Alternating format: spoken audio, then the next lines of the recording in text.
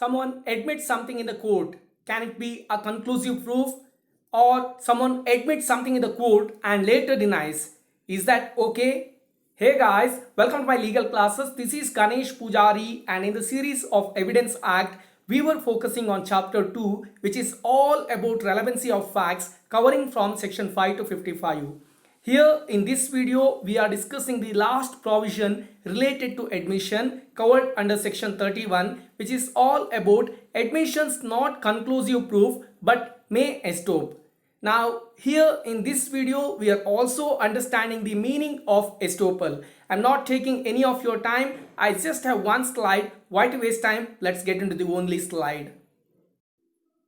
Section 31 discusses about admissions not conclusive proof but may estope. There are two things are very clear. One, admissions not conclusive proof. On the other hand, it may not be estoppel also. The section says admissions are not conclusive proof of the matters admitted, but they may operate as estoppels under the provisions hereinafter contained.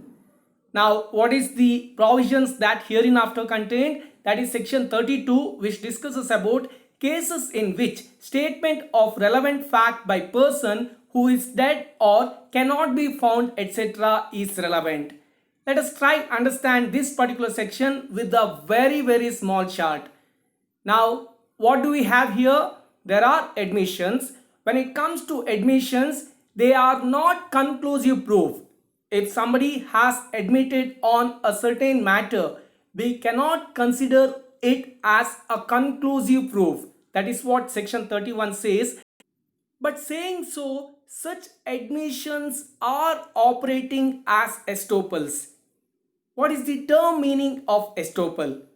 Estoppel means once after you are making an admission that this is the fact, later you cannot deny that no, those are not the facts. You have already made admission, but later you cannot deny them.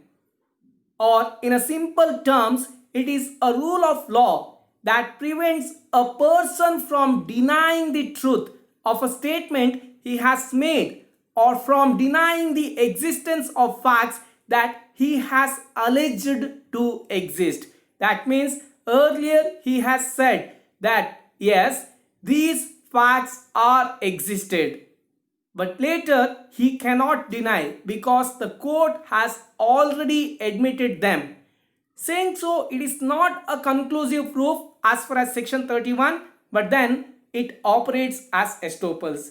Now, sometime he can change the statement because if he or she can prove that there was a mistake in the statement or there was inducement to make such admission, or if there was any threat to make such admission, or if there were any promise by any authority to make such admission.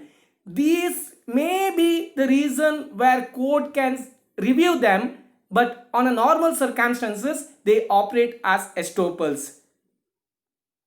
Estoppel is a judicial device in common law legal systems whereby a court may prevent or estop a person from making assertions or from going back on his or her word. Now, the person or the party who is in the proceeding already made certain admission, and we have discussed different people who can make admissions. Someone from that group has already made admission. Now, such admission is not conclusive proof. Saying so, the court may operate on the basis of estoppel, or court can deny, saying that you have already admitted, now you cannot go back. That's all about section 31. The only thing we need to remember is it continues with section 32 also, which I have already given above.